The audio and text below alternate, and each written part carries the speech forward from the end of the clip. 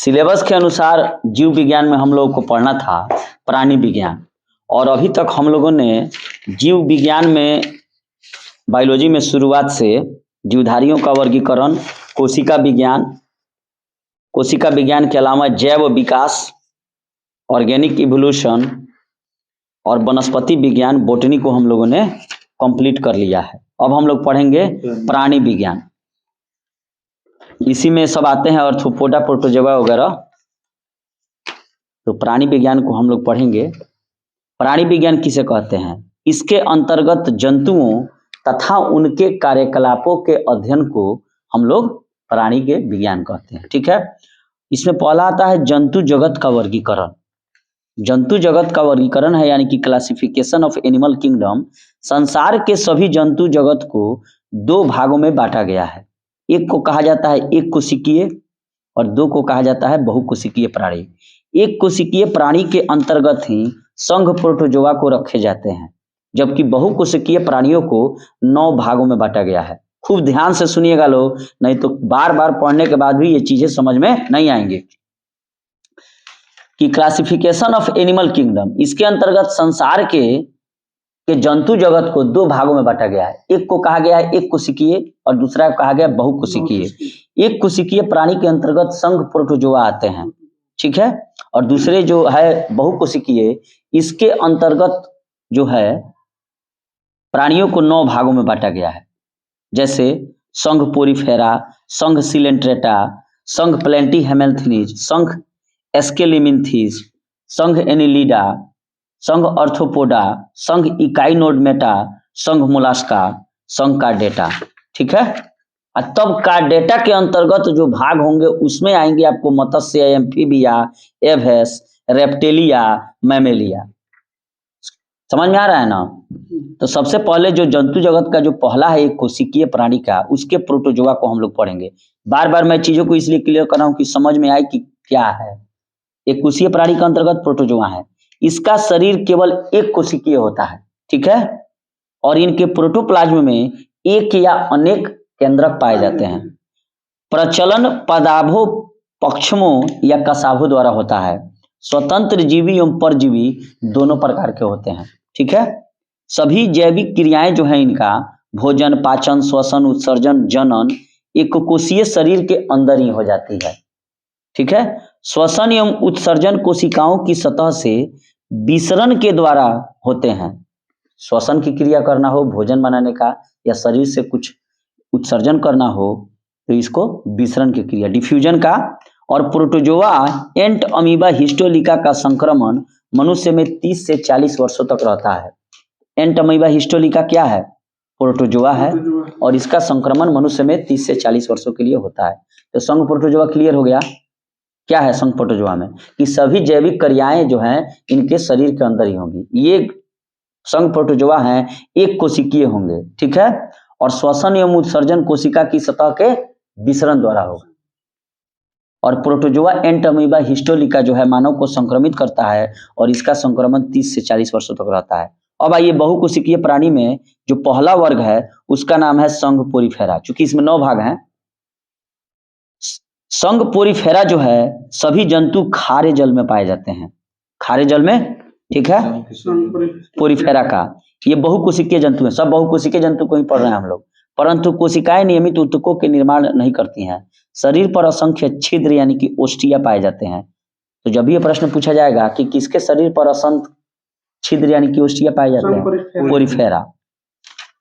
शरीर में एक गुहा पाई जाती है जिसे स्पंज गुहा कहते हैं, जैसे साइकन, मायोनिया, स्पंज। तो इसी को हम लोग को याद रखना है। साइकन, मायोनिया और स्पंज किसके उदाहरण है? पोरीफेरा के, यानी कि बहुकोशिकीय जंतु हैं। सिलेंट्रेटा, आइए, सभी प्राणी जलीय भी होते हैं और द्विस्तरीय होते हैं, जबकि संघ पोरीफेरा खारे जल के, ये जलीय और द्विस्तरीय होते हैं। मुख के चारों ओर कुछ धागे की तरह संरचनाएं पाई जाती है जो भोजन आदि पकड़ने में मदद करती है, जैसे हाइड्रा, जेलीफिश, सी एनीमोन, मूंगा। किसके उदाहरण है? हाइड्रा, जेलीफिश, सी एनीमोन, मूंगा, सिलेंट्रेटा का। और दुनिया में सबसे बड़ा मूंगे की चट्टान कहाँ पाई है? ग्रेट बैरियर रीफ, ऑस्ट्रेलिया में, जो ऑस्ट्रेलिया का पूर्वी भाग में है और वो ऑस्ट्रेलिया के क्वींसलैंड के उत्तरी पूर्वी भाग में है। तो मूंगा, सी एनीमोन, जेलीफिश, हाइड्रा किसके उदाहरण है? सिलेंट्रेटा के। ठीक है, और इनके मुख के चारों ओर कुछ धागे जैसी संरचनाएं पाई जाती है जो जीवों को पकड़ने में या भोजन को पकड़ने में काम आता है। तो हाइड्रा किसका उदाहरण है? सिलेंट्रेटा का। जेलीफिश किस तरह का उदाहरण है? सिलेंट्रेटा का। सी एनीमोन, सिलेंट्रेटा। मूंगा, सिलेंट्रेटा। और साइकन माइनिया स्पंज पोरिफेरा के। उसके सभी जंतु पोरिफेरा के खारे जल के हैं। अब आइए प्लेंटी हेमेल्थिनीज। 3 स्तरीय शरीर परंतु देह गुहा नहीं होती है। पृष्ठ आधार तल से चपटा शरीर, पाचन तंत्र विकसित नहीं, उत्सर्जन फ्लेम कोशिकाओं के द्वारा होता है। तो बार बार ये पूछा जाता है कि किसमें जो है उत्सर्जन फ्लेम कोशिकाओं के द्वारा होगा? प्लेंटी हेमेल्थिनीज में। और आप में उत्सर्जन किसके द्वारा होता है? श्वेत ग्रंथियां, किडनी के द्वारा, मूत्राशय के द्वारा। कंकाल, श्वसन अंग, परिवहन अंग आदि नहीं पाए जाते हैं प्लेंटी हेमेल्थिनीज में, जैसे प्लेनेरिया, ल्यूबर फ्यूकल, फीता कृमि। फीता कृमि में क्या होगा? कोई भी परिवहन अंग नहीं पाया जाएगा, ना ही कोई श्वसन अंग होगा, ना ही कोई कंकाल होगा, और ये जंतु जो हैं उभयलिंगी होंगे। ठीक है, तो प्लेंटी हेमेल्थिनीज का उदाहरण बताइए। प्लेनेरिया, लीबर फ्यूक और फीता कृमि। तो फीता कृमि किसका उदाहरण है? प्लेंटी हेमेल्थिनीज का। बार बार पूछा जाता है कि फीता कृमि किसका उदाहरण है? प्लेंटी हेमेल्थिनीज का। एस्केलिमिन्थी जाइए। लंबे बेलाकार अखंडित कृमि है। क्या है? कृमि है।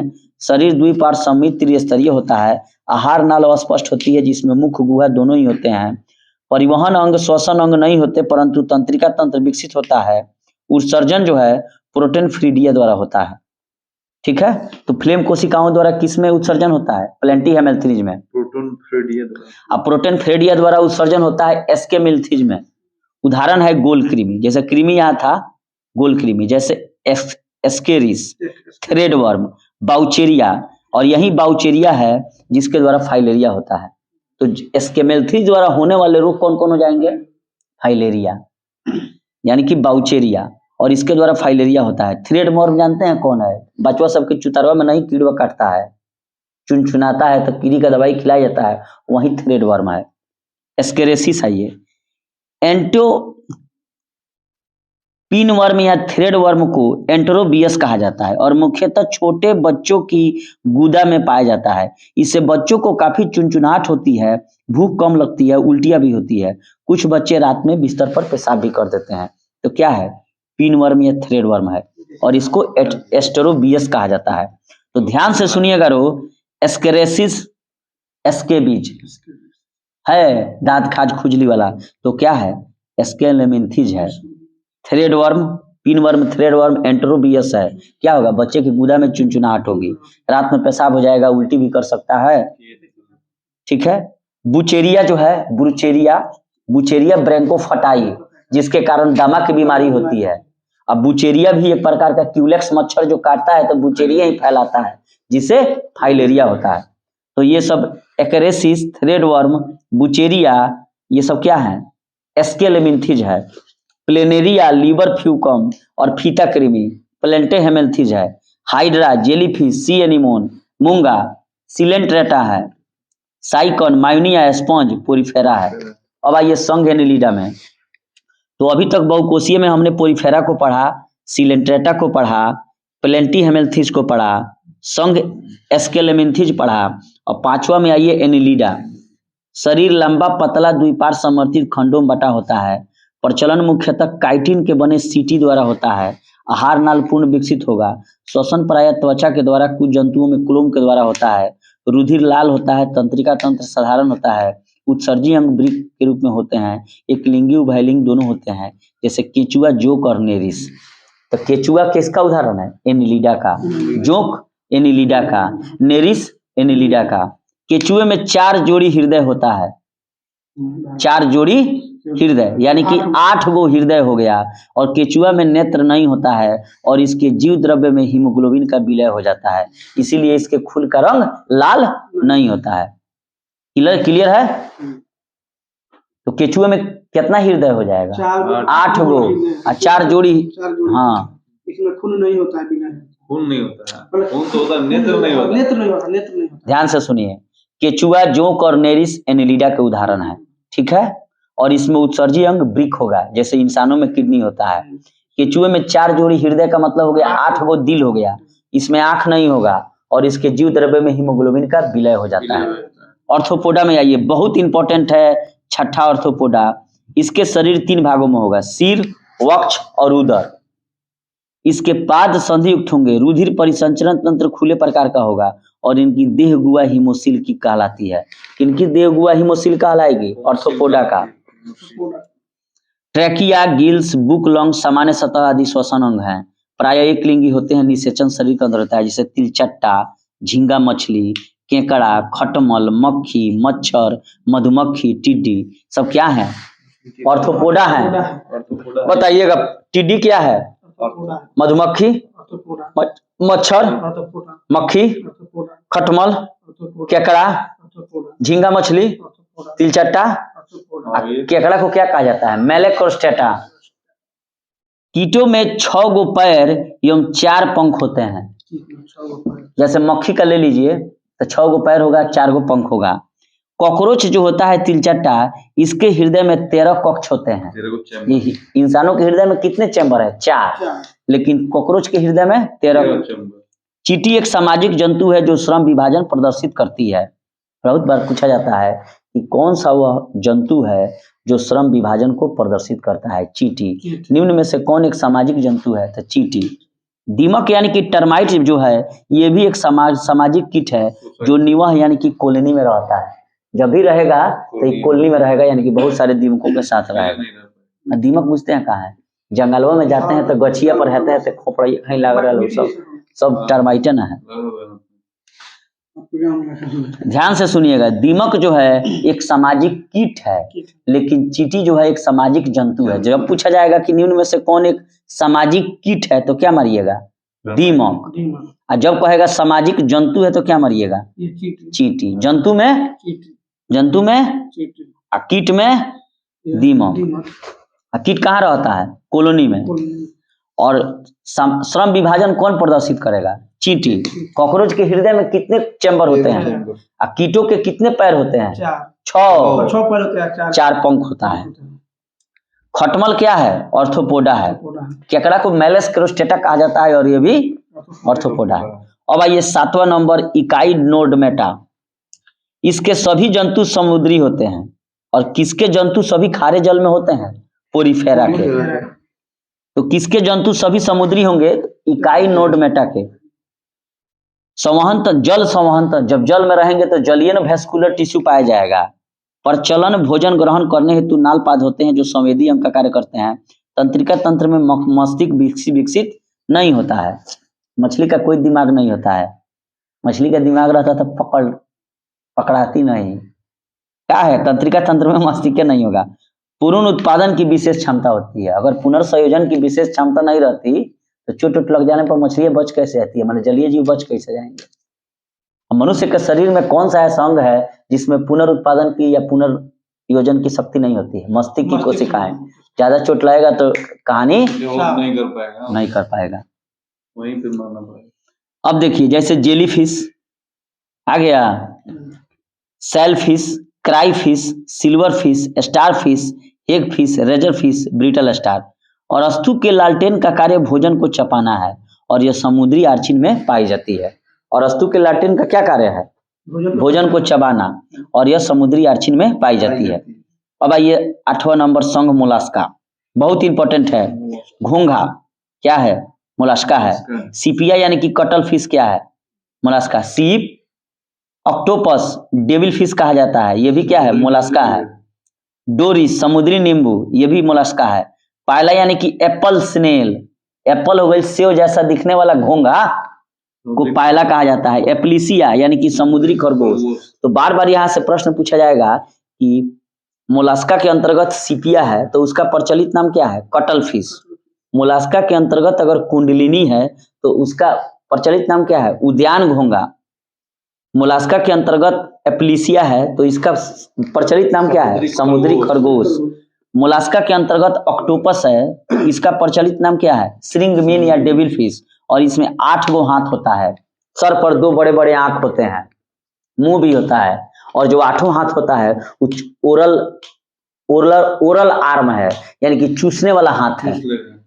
और ये मृदु कवची है, काटिएगा ना चाकू से पट कट जाएगा। डोरिस, मोलास्का के अंतर्गत जो डोरिस है इसको समुद्री नींबू कहा जाता है, और मोलास्का के अंतर्गत जो सिप्रिया है उसको कौड़ी कहा जाएगा। चुटकी चुटकी ना वाली सांस, कौड़ी नहीं खेल रहा है। शरीर के 3 भागों में विभक्त होता है, सिर, अंतरांग, पान। श्वसन के लिए क्या होगा? गिल्स या टिनिडिया होगा। इसमें कवच सदैव उपस्थित होता है। कौन घोंघा में कवच ना होला? ऐठुए में होला, शंख में कवच ना होला। आहार नल पूर्ण विषय होता है, रक्त जो होगा रंगहीन होगा, कोई रंग नहीं होगा। उत्सर्जन वृक्क द्वारा होगा। क्लियर है? अब आइए 9वें में संघ कार्डेटा, और इसी कार्डेटा के अंतर्गत हम लोग सब आएंगे, स्तनी वर्ग, एम्फीबिया। नोटोकार्ड उपस्थित होगा, कुलोम छिद्र अवश्य पाए जाएंगे, नालदार तंत्रिका रज्जु। और कार्डेटा का वर्गीकरण का कितना वर्ग है? 13 गो। बहुकोशिकीय प्राणी का 9 वर्ग, एक कोशिकीय का 1 गो, प्रोटोजोआ। अब आइए कार्डेटा के अंतर्गत जो 13 वर्ग हैं, इसमें सबसे पहला आता है मत्स्य। सभी क्या हैं? असमतापी हैं। ठीक है, क्या है? सभी असमतापी हैं। और ये जो है मैमेलिया, स्तनी वर्ग समतापी हैं। हम लोग क्या हैं? समतापी हैं। हम लोग का टेम्परेचर वातावरण के अनुसार नहीं बदलेगा, लेकिन इन लोगों का क्या हो जाएगा? बदल जाएगा। तो पीसेस जो है यानी कि मत्स्य वर्ग, इसका हृदय 2 कोष्ठ का होता है, और इसमें केवल अशुद्ध रक्त ही पंप करता है। जो भी मछली हम लोग खाते हैं, रोहू, कतला, ये सब, उसमें क्या है? अशुद्ध रक्त है। और उनका हृदय 2 चैम्बर का होगा। श्वसन की क्रिया के लिए कुलोम, मछलियां कैसे सांस लेगी? गिल्स, कुलोम से। और जल में विलीन ऑक्सीजन का ये लोग उपयोग करता है। कुछ मछलियों में कंकाल यानी कि कंकाल उपास्थि यानी कि हड्डी नहीं, कार्टिलेज का बना होता है, यानी कि उसमें हड्डियां नहीं होगी। उदाहरण के लिए शार्क और एस्कोलियोडोयन, शार्क और एस्कोलियोडन। तो शार्क में हड्डियां होगी? नहीं होगी। क्या होगा? कार्टिलेज होगा। और एस्कोलियोडन में कार्टिलेज होगा। उदाहरण में आइए मछली वर्ग में, पीसेस में रोहू, कतला, समुद्री घोड़ा। मच्छरों को नियंत्रण करने हेतु कीट भक्षी मछली का क्या नाम है? जो खा जाती है मच्छर को, गैबुसिया। यानी कि मच्छरों पर जैविक अगर नियंत्रण करना हो, बायो कंट्रोल करना हो, तो गैबुसिया मछली को पानी में छोड़ दीजिए। अब आइए इसमें दूसरा हो गया कार्डेटा के अंतर्गत एम्फीबिया। ये सब प्राणी उभयचर होते हैं, ये भी असमतापी हैं। श्वसन कुलोम, त्वचा, फेफड़ों द्वारा होगा, और इनका हृदय 3 कोष्ठ का होगा, 2 आलिंद, 1 निलय। और इसका क्या होगा? मेढक।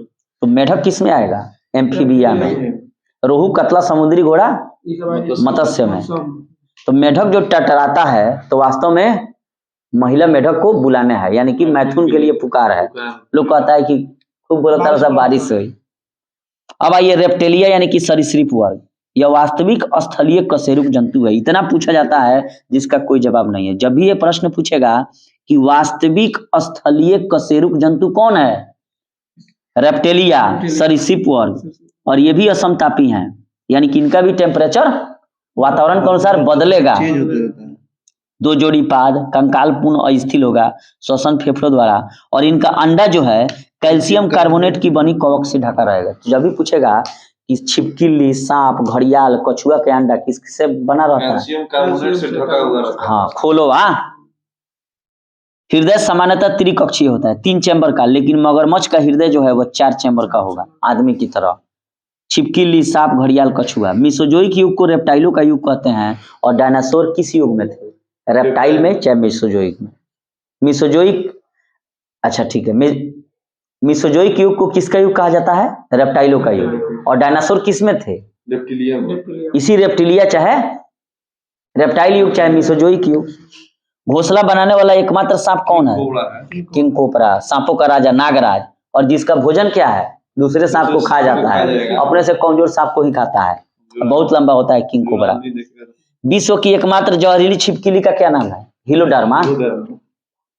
अच्छा, संसार का सबसे जहरीला सांप कौन है? हाइड्रोफिश, जल सांप जो समुद्र में पाया जाता है। बिल बनाने वाली एकमात्र छिपकली का क्या नाम है? स्किंक। स्किंक कहिए चाहे मेबुइया कहिए। अच्छा, सांपों की जो 20 ग्रंथियां होती है वह स्तनधारियों में किसके समान है? वसा या तेल ग्रंथियों के समान। तो सांपों की 20 ग्रंथियां स्तनधारियों के वसा या तेल ग्रंथियों के समान होती है।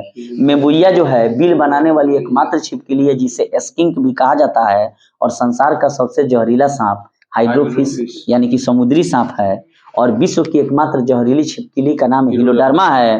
घोंसला बनाने वाला एकमात्र सांप किंग कोबरा या नागराज है, और जिसका भोजन अन्य सांप है। डायनासोर जो है मीसोजोइक या रेप्टाइलों के युग में पाया जाता था, और जितने भी रेप्टेलिया के अंतर्गत होते हैं उसके हृदय जो है 3 चैम्बर का होता है, सिर्फ मगरमच्छ का हृदय ही 4 चैम्बर का होगा। छिपकली, सांप, घड़ियाल और कछुआ किस वर्ग में आएंगे? रेप्टेलिया में। अब आइए पक्षी यानी कि एवेस में। इसका अगला पाद उड़ने के लिए बिल्कुल सही है, ठीक है, और इसका हृदय 4 कोष्ठ का होता है। ये समतापी होते हैं, किसके तरह? मैमोलिया की तरह। मूत्राशय अनुपस्थित रहता है, का है लेट्रिन ठोस करता है, और इसमें बोलने के लिए वाक्य यंत्र का क्या नाम है? सायरिंग्स यानी कि शब्दिनी है। जैसे कौवा, मोर, चिड़िया, तोता। सबसे तेज उड़ने वाले पक्षी का क्या नाम है? आवाबिल। नहीं उड़ सकने वाले पक्षी का उदाहरण कीवी और रेमू। सबसे बड़ा जीवित पक्षी, सबसे छोटा पक्षी गुंजन पक्षी। अच्छा, जुरासिक युग का सर्वपुरातन पक्षी कौन है? आर्कियोपेटेरिक्स या लिमिक्स, जो सरीसृप और पक्षियों के बीच का योजक कड़ी है, यानी कि उड़ेगा भी और धरती पर भी रहेगा, रेंग के चलेगा, और उसके मुंह में क्या था? चोंच में दांत था, उसका क्या नाम है? पेटेरिक्स। पक्षी और सरीसृप दोनों है, यानी कि रेंग के भी चली धरती पर और उड़बो करी। ताओ कितना खतरनाक पक्षी है, अगर रही तो टांग ले जाई। बहुत बड़ा साइज है, चौकी आता है तो पक्षी है, सब आदमी को लेके उड़ जाएगा। अच्छा, कौन सी चिड़िया अंटार्कटिका में पाई जाती है? पेंगुइन। भारत का सबसे बड़ा चिड़ियाघर अलीपुर कोलकाता। अब विश्व का सबसे बड़ा चिड़ियाघर cruiser national park south Africa. तो फिर से बताइएगा, सबसे छोटा पक्षी गुंजन बर्ड, गुंजन पक्षी। सबसे बड़ा पक्षी, सबसे तेज उड़ने वाला पक्षी आवाबिल। उड़ नहीं सकने वाले पक्षी जुरासिक युग का पक्षी आर्कियोपेटेरिक्स लिमिक्स, जो रेप्टेलिया भी है, रेंग के भी चलेगा और उड़ेगा भी, उसके चोंच में दांत था। और संसार का सबसे बड़ा चिड़ियाघर क्रूजर नेशनल पार्क दक्षिण अफ्रीका, और भारत का सबसे बड़ा चिड़ियाघर। अच्छा, अंटार्कटिका में कौन चिड़िया पाई जाती है? पेंगुइन। ठीक। अब आइए मैमेलिया, जो बहुत इंपॉर्टेंट है। मैमेलिया जो होते हैं यानी कि स्तनधारी, इसके त्वचा पर श्वेत ग्रंथियां, पसीना वाला श्वेत ग्रंथियां पाई जाला, सीबम एवं तेल ग्रंथियां भी पाई जाती है। कब कब तेल हंसा भी कोई के चमड़ा रहेला ना, लोग कहला धोते भी तथा गर्मी के दिन में देखने में लगी तेल छोड़े, माने पसीनाए लगी। देखिए, ये सभी जातु जो है उच्च तापी एवं नियत तापी है। इसका हृदय 4 कोष्ठ का होता है। दांत जीवन में 2 बार आते हैं, 20 गो 12 गो परमानेंट दांत होला, इसलिए इन्हें द्विद्वार दंती कहते हैं। बाह्यकर्ण पिन्ना, बाहर सुने वाला पिन्ना उपस्थित रहेला। स्तनधारी वर्ग के 3 भागों में बांटा गया है, प्रोटेथेरिया, मेटाथेरिया, यूथेरिया। प्रोटेथेरिया जो है डायरेक्ट बच्चे नहीं अंडा देगा, जैसे एकिडाना एवं डकविड प्लेटिपस। ये डायरेक्ट बच्चे नहीं देंगे, अंडा देंगे, अंडा से जो बच्चा निकलेगा तब उसको दूध पिलाएंगे। इसका उदाहरण क्या है? प्रोटेथेरिया का एकिडाना और डकविल्ड प्लेटिपस। मेटाथेरिया के अंतर्गत है ये जो है अधकच्चा बच्चा दी, हाँ, जो मार्सुपियल नामक थैली में विकसित होने तक रहेगा। बच्चा दे दी जौन चले वाले में कुछ माने वो अधकचरे रही, ओकरा के उठा के कंगरुआ अपना मार्सुपियल एगो थैली वाला झोरा खानी पेटो के नीचे ओमे डाल दिए सन, दौड़िए सनु तो वो हैंगा हैंगा करी, केंग करी, हैंगा हैंगा।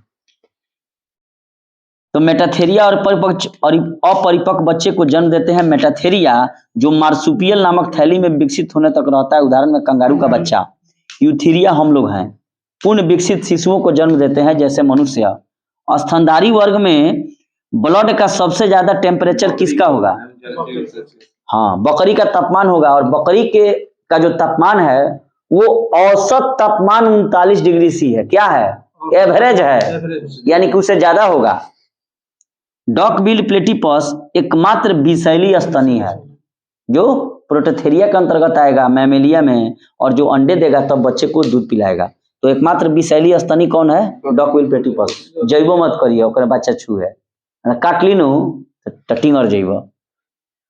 समुद्री व्हेल में जो लिम्ब्स होते हैं वे फ्लिपर में परिष्कृत हो जाते हैं। ठीक है, अब आइए हम लोग जंतु तक को पढ़ा जाए, एनिमल टिश्यू को। बहुत इंपॉर्टेंट है, ध्यान से सुनिएगा लोग। बार बार प्रश्न पूछा जाता है कि कौन कनेक्टिव टिश्यू है और कौन जो है एपिथेलियल टिश्यू है और कौन मस्कल टिश्यू है, यानी कि कौन उपकला ऊतक है, कौन संयोजी ऊतक है और कौन पेशी ऊतक है।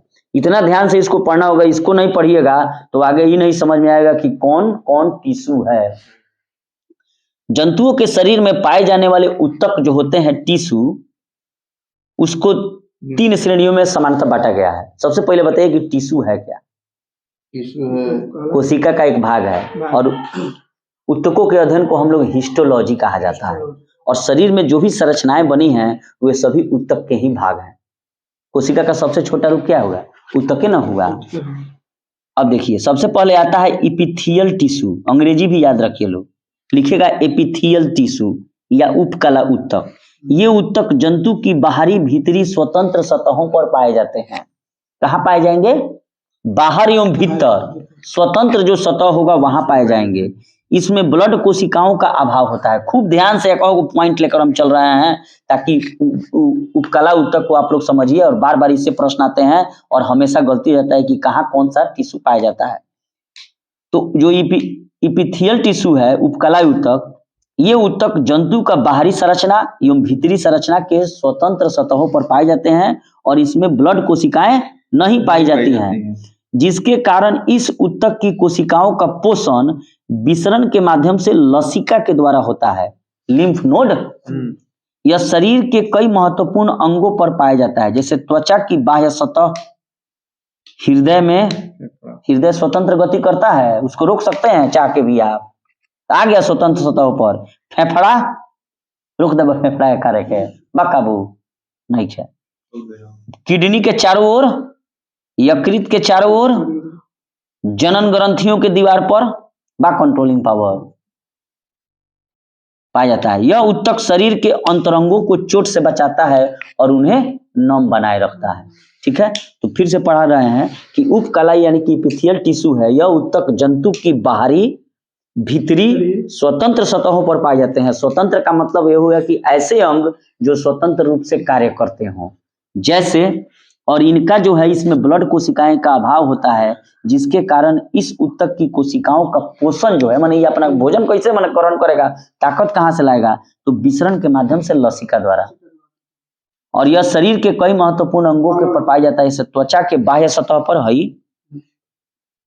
हृदय में, फेफड़ा में, वृक्क के चारों ओर, यकृत में और जनन ग्रंथि की दीवारों पर। जनन ग्रंथि समझिए रहे हैं, पुरुष का अलग होता है, महिलाओं का जो ग्रंथि है जनन ग्रंथियां, उसके बाहरी दीवारों पर कौन पाया जाएगा? उपकला ऊतक। यह ऊतक शरीर के अंतरंगों को चोट से बचाता है और उन्हें नरम बनाए रखता है। तो जब भी ये प्रश्न पूछेगा कि कौन सा ऊतक जो है शरीर को चोट से बचाएगा और उन्हें नरम बनाए रखेगा, एपिथेलियल टिश्यू। वृक्क की चारों ओर, यकृत के चारों ओर, जनन ग्रंथि की दीवार पर, फेफड़ा पर, हृदय में, त्वचा की बाह्य सतह पर कौन सा ऊतक पाया जाता है? Epithelial tissue. और इसका पोषण कैसे होगा? लसिका के द्वारा, विसरण के माध्यम से, क्योंकि इसमें ब्लड कोशिकाएं नहीं होंगी। क्लियर है? अब आइए दूसरा, कनेक्टिव टिश्यू। और कनेक्टिव टिश्यू का बहुत बढ़िया उदाहरण है ब्लड। खून क्या है? रक्त जो है एक प्रकार का संयोजी ऊतक है। ध्यान से सुनिएगा कनेक्टिव टिश्यू को। यह ऊतक शरीर के सभी अन्य ऊतकों तथा अंगों को आपस में जोड़ने का कार्य करता है। तरल संयोजी ऊतक जैसे रक्त एवं लसिका संवहन करने में सहायक होते हैं। आ गया लिक्विड कनेक्टिव टिश्यू, रक्त एवं लसिका। यह ऊतक शरीर के टेम्परेचर को भी नियंत्रण करता है। ठीक है, और मृत कोशिकाओं को नष्ट करके मृत ऊतकों एवं कोशिकाओं की पूर्ति भी कर देता है। जब कोशिकाएं जब माने खत्म हो गई हैं तो उसको खराब, बर्बाद कर देगा और फिर से नया टिश्यू बना देगा। कौन? Connective tissue. अच्छा, 2 ऐसे उदाहरण बताइए जो कनेक्टिव टिश्यू का उदाहरण है। जैसे वास्तविक संयोजक ऊतक है, अरे रक्त एवं लसिका, रक्त एवं लसिका जो है तरल संयोजी उत्तक के उदाहरण हो गए। नाभि रज्जु प्रौढ़ संयोजी उत्तक है, क्या है? बुढ़ा, बुढ़ा कनेक्टिव टिश्यू कौन है? नाभि रज्जु। प्राणियों में एडिपोसाइट संयोजी उत्तक में वसा संग्रहित रहती है। तो जब भी ये प्रश्न पूछा जाएगा कि कौन से वह संयोजी उत्तक है प्राणियों में जिसमें वसा संग्रहित रहती है, एडिपोज, एडिपोज साइट कहिए या एडिपोसाइट कहिए, तो यही वह एडिपोज साइट जो संयोजी उत्तक है इसमें वसा जो है संग्रहित रहती है, जमा रहती है। और नाभि रज्जु किस प्रकार का उदाहरण है? हाँ, बुढ़ा संयोजी उत्तक का उदाहरण है। तरल संयोजी उत्तक का उदाहरण रक्त एवं लसिका है। तो फिर से मैं पूछ रहा हूं, तो संयोजी उत्तक यानी कि कनेक्टिव टिश्यू के कुछ उदाहरण बताइए। रक्त, लसिका, नाभि रज्जु, एडिपोसाइट। ठीक है, अब आइए मस्कल टिश्यू, मांस। इसे संकुचनशील उत्तक यानी कि कॉन्ट्रैक्टाइल टिश्यू के नाम से भी जाना जाता है। कॉन्ट्रैक्टाइल, संकुचनशील उत्तक। और शरीर की सभी पेशियां इसी उत्तक से मिलकर बनी होती हैं, इसलिए इसे मस्कल यानी कि पेशी उत्तक कहते हैं। ये 3 प्रकार की होती हैं, खूब ध्यान से सुनिएगा। एक होता है अरेखित यानी कि अनस्ट्रिप्ड, दूसरा होता है रेखित यानी कि स्ट्रिप्ड, और तीसरा होता है कार्डियाक। इस पर तो कोई कंट्रोल नहीं होगा, कार्डियाक पर, हृदय पेशियां पर। और रेखित में आइए, यह पेशी उत्तक उन अंगों की दीवारों पर पाया जाता है जो अनैच्छिक रूप से गति करते हैं, जैसे आहार नाल, मलाशय, मूत्राशय और रक्त वाहिनियां क्या है? अनस्ट्रिप्ड है और रेखित हैं। और रेखित पेशियां उन सभी अंगों की गतियों को नियंत्रित करती है जो स्वयं गति करती है। रेखित पेशी में आइए, ये पेशियां शरीर के उन भागों में पाई जाती हैं जो इच्छा अनुसार गति करती हैं। प्रायः इन पेशियों को एक या दोनों सिरे रूपांतरित होकर टेंडन के रूप में अस्थियों से जुड़े होते हैं। तो रेखित पेशियां में क्या हो गया? जो आपकी इच्छा के अनुसार काम करेगा। और रेखित अनस्ट्रिप्ड क्या हो गया? जिसमें कोई आपका इच्छा नहीं है, जैसे आहार नाल हो गया, मलाशय हो गया, मूत्राशय हो गया, रक्त वाहिनियां हो गया। हृदय पेशी, कार्डियक है। ये पेशियां केवल हृदय की दीवारों में ही पाई जाती हैं। तो जब भी ये प्रश्न पूछा जाएगा कि हृदय की दीवारों में जो पेशियां पाई जाती हैं यानी कि मस्कल टिश्यू, उसका क्या नाम है? कार्डियक। हृदय की गति इन्हीं पेशियों के कारण होती है जो बिना रुके जीवन भर चलती रहती हैं और संरचना की दृष्टि से यह रेखित पेशी से मिलती है। मानव शरीर में मांसपेशियों की संख्या कितनी है? बहुत पूछा जाता है कि मानव शरीर में मांसपेशियों की संख्या जो है वो 639 होती हैं। मानव शरीर की सबसे बड़ी मांसपेशी का क्या नाम है? ग्लूटियस मैक्सिमस, और कुल्हा की मांसपेशी है हई थल थल करला, कितनु मरबा चट चट थल थल करे। मानव शरीर की सबसे बड़ी मांसपेशी जो है ग्लूटियस मैक्सिमम है। घूमन हमारी तनी को देखल जाओ, मानव शरीर की सबसे बड़ी मांसपेशी कौन है? ग्लूटियस मैक्सिमम, कुल्हा की मांसपेशी। और मानव शरीर में मांसपेशियों की संख्या 639। और मानव शरीर की सबसे छोटी मांसपेशी स्टेपिडियस है, कान में। ठीक है, अब आइए चौथा हो गया आपको नर्व टिश्यू यानी कि तंत्रिका उत्तक। तो ठीक है, तो हम लोग 4 गो जंतु उत्तक के बारे में पढ़ रहे हैं। चौथा है तंत्रिका नर्व टिश्यू। इसे चेतना उत्तक भी कहते हैं और जीवन का तंत्रिका तंत्र इन्हीं उत्तकों का बना होता है। यह 2 विशिष्ट प्रकार की कोशिकाओं का बना होता है। पहला कहा जाता है तंत्रिका कोशिका या न्यूरॉन्स, और दूसरा कहा जाता है न्यूरोग्लिया। यह उत्तक शरीर में होने वाले सभी अनैच्छिक ऐच्छिक क्रियाओं को कंट्रोल करता है। तो जब भी यह प्रश्न पूछेगा कि शरीर में होने वाली सभी अनैच्छिक एवं ऐच्छिक क्रियाओं को कौन कंट्रोल करेगा? Nervous tissue. ठीक बा।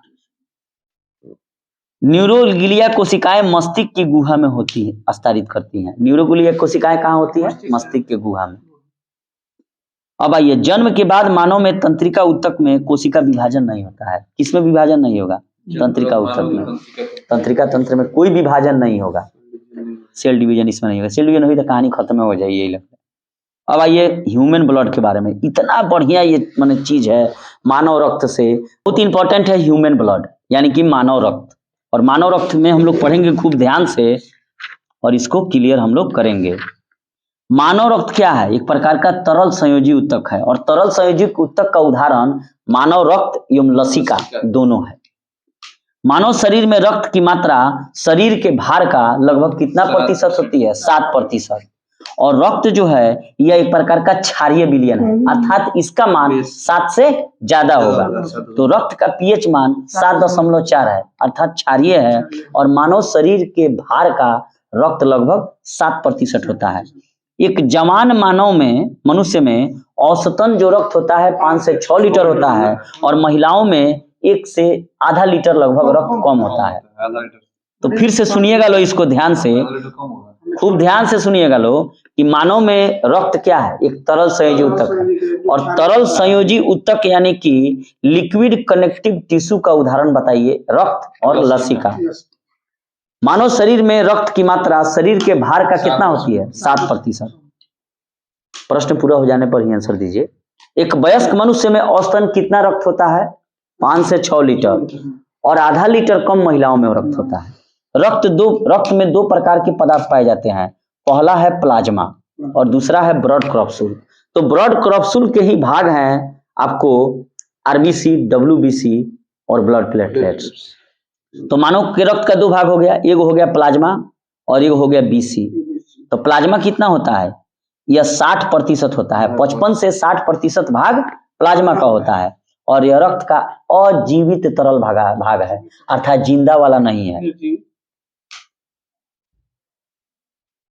और इसमें लगभग 90% भाग जल होता है। किसमें? प्लाज्मा में। अच्छा, रक्त का जो प्लाज्मा है वो कितना प्रतिशत है? 60%। और इस प्लाज्मा में जो रक्त का अजीवित तरल भाग प्लाज्मा है, इसमें 90% भाग जल, 7% प्रोटीन पाया जाता है। 97 हो गया, 0.9% लवण और 0.1% ग्लूकोज पाया जाता है। और शेष पदार्थ बहुत ही कम भाग में होता है। प्लाज्मा का काम क्या है? जो भोजन पच गया है तो पचे हुए भोजन एवं हार्मोन का शरीर में संवहन करना है। तो पचे हुए भोजन को शरीर में कौन ले जाता है? प्लाज्मा। हार्मोन को कौन इधर से उधर ले जाता है? प्लाज्मा। सेरम, जब प्लाज्मा में से फाइब्रिनोजेन नामक प्रोटीन निकाल लिया जाता है तो शेष भाग को क्या कहते हैं? सेरम चाहे कह चाहे सीरम कह, अगर लोग जवानों के कतरा लगावत सीरम। प्लाज्मा में से जब फाइब्रिनोजेन नामक जब प्रोटीन निकाल लिया जाएगा तो शेष बचे भाग को क्या कहेंगे? सीरम। और प्लाज्मा में क्या क्या पाया जाता है? 90% जल, 7% प्रोटीन, 0.9% लवण और 0.1% ग्लूकोज। और प्लाज्मा का कार्य क्या है कि पचे हुए भोजन एवं हार्मोन का शरीर में संवहन करना। और प्लाज्मा में से क्या निकाल लेंगे? प्रोटीन है। जब वो निकाल लेंगे तो शेष बचे भाग को सीरम कहेंगे। अब आइए, दूसरा रक्त का भाग है बीसी यानी कि ब्लड क्रॉप्सूल्स। यह शेष रक्त का, जब प्लाज्मा 60% है तो 40% में बगेगा। और इसको 3 भागों में बांटते हैं, आरबीसी, आरबीसी यानी कि लाल रक्त कण, या इसे कहा जाता है इरिथ्रोसाइट। तीनों याद रखना है, आरबीसी, इरिथ्रोसाइट या लाल रक्त कण। और दूसरा होता है डब्ल्यूबीसी, जिसे कहा जाता है व्हाइट ब्लड क्रॉप्सूल्स या ल्यूकोसाइट। और तीसरा होता है ब्लड प्लेटलेट्स यानी कि बीपी, और इसे कहा जाता है थ्रोम्बोसाइट। तो हम लोग पढ़ेंगे इरिथ्रोसाइट को यानी कि लाल रक्त कण को। स्तनधारियों में लाल रक्त कण का जो आकार है उभयावत्तल होता है और इसमें केंद्रक नहीं होता है। ठीक है, न्यूक्लियस नहीं होगा। अपवाद में ऊंट एवं लामा। लामा कहाँ पाया जाता है? दक्षिण अमेरिका देश में। ठीक है, पेरू की राजधानी लीमा है, उधर पाया जाता है लामा। और इसके स्तनधारी के आरबीसी में केंद्रक पाया जाता है। ऊंट भी दूध पिलाता है बच्चे को और लामा भी दूध पिलाता है, तो इसके आरबीसी में न्यूक्लियस पाया जाता है। लेकिन ये जो स्तनधारी हैं माने बाकी इन लोगों को छोड़कर, उसके रेड ब्लड सेल में न्यूक्लियस नहीं पाया जाता है। और उनका आकार क्या होता है रेड ब्लड सेल का? उभयावत्तल। आरबीसी का निर्माण बोन मैरो में होता है। बहुत बार पूछा जाता है कि खून का निर्माण कहाँ होगा? बोन मैरो में। इसके अलावा प्रोटीन, आयरन, विटामिन B12 एवं फोलिक एसिड आरबीसी बनाने में सहायक होते हैं। ठीक है, और जब भ्रूण अवस्था में इसका निर्माण यकृत एवं प्लीहा में होगा। इनका जीवन काल 20 से 120 दिन का होता है, लाल रक्त कण का। और इनकी मृत्यु यकृत यानी कि लीवर यानी कि जिगर में हो जाती है एवं स्प्लीन में। इसलिए यकृत एवं प्लीहा को आरबीसी का कब्र कहा जाता है। इस आरबीसी में यानी कि इरिथ्रोसाइट में हीमोग्लोबिन होता है, जिसमें हीम नामक डाई होता है। जिसके डाई जो हम लोग बाल में रखते हैं, रंगते हैं तो काला हो जाता है, वैसे ही हीम डाई पाया जाता है हीमोग्लोबिन में, जो इसको लाल बना देता है। ठीक है। और ग्लोबिन जो है एक लौह युक्त प्रोटीन है। क्या है? लोहा युक्त प्रोटीन है, जो ऑक्सीजन एवं कार्बन डाइऑक्साइड से संयोग करने की क्षमता रखता है।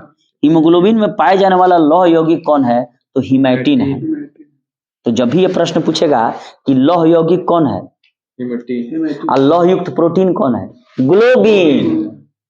लौह युक्त प्रोटीन क्या है? ग्लोबिन। अब यहां से ग्लोबिन से एक प्रश्न छूट न जाए, उसको हम लोग क्लियर कर लें।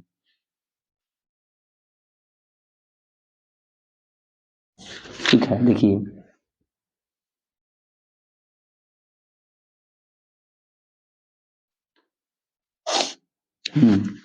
चलिए, तो लौह यौगिक कौन है? हीमैटिन है। हीम क्या है? हीम है रंजक। तो हीमोग्लोबिन में हीम है डाई, जिसके कारण खून का रंग लाल होगा। ग्लोबिन जो है लोहा युक्त प्रोटीन है, जो ऑक्सीजन में कार्बन डाइऑक्साइड से संयोग करता है। ठीक है।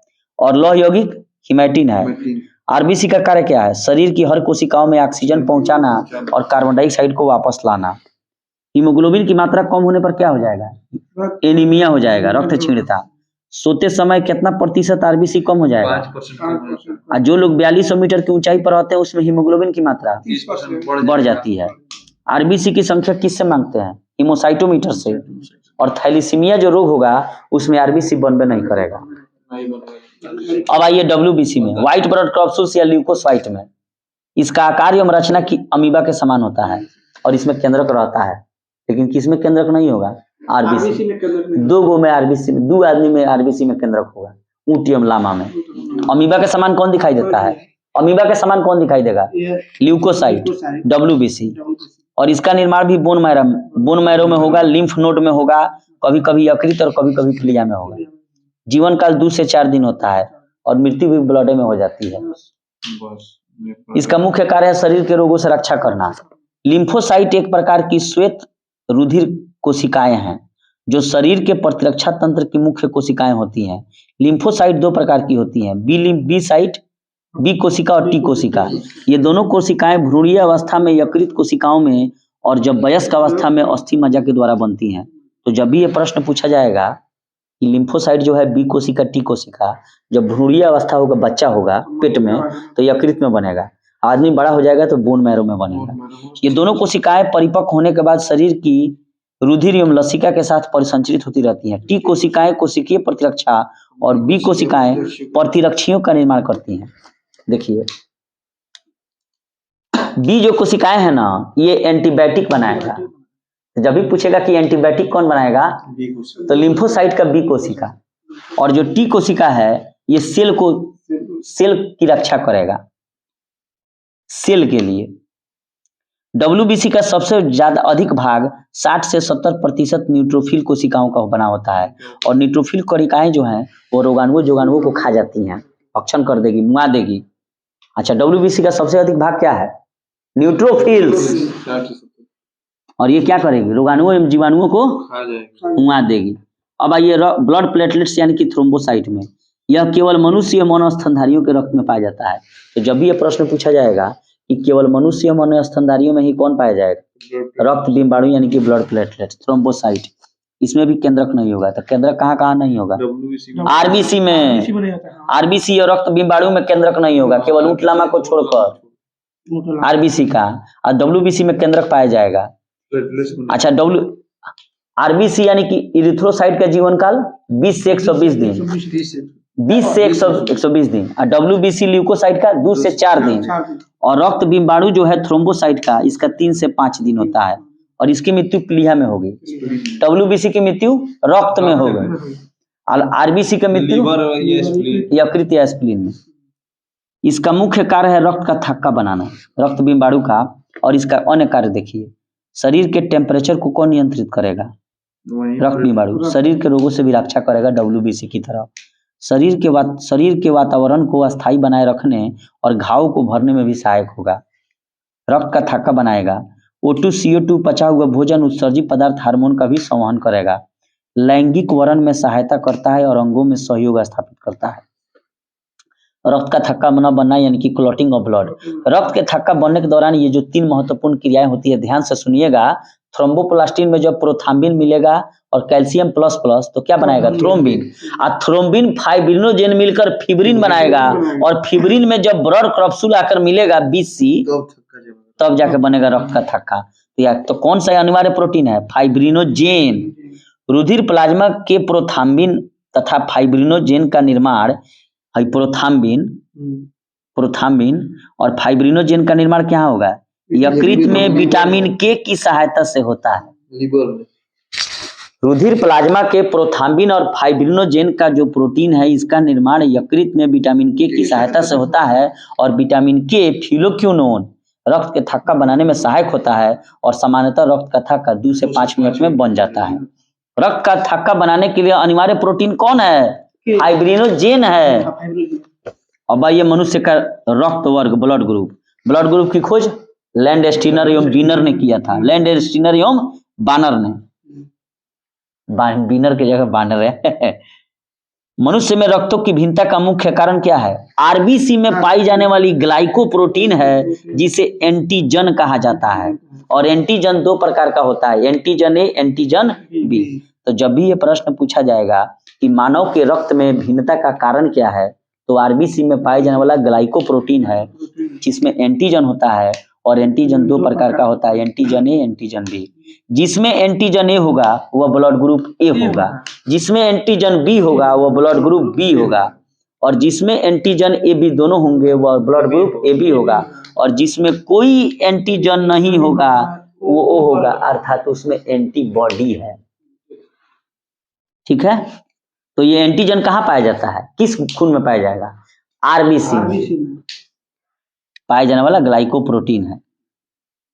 ये क्लियर हो गया। यहाँ पर किसी एंटीजन की अनुपस्थित में एक विपरीत प्रकार की प्रोटीन रुधिर प्लाज्मा में पाई जाती है। जैसे मान लीजिए ओ में कोई तो एंटीजन नहीं है, तो उसमें क्या पाया जाएगा, एंटीबॉडी, तो उसमें एंटीबॉडी पाया जाएगा।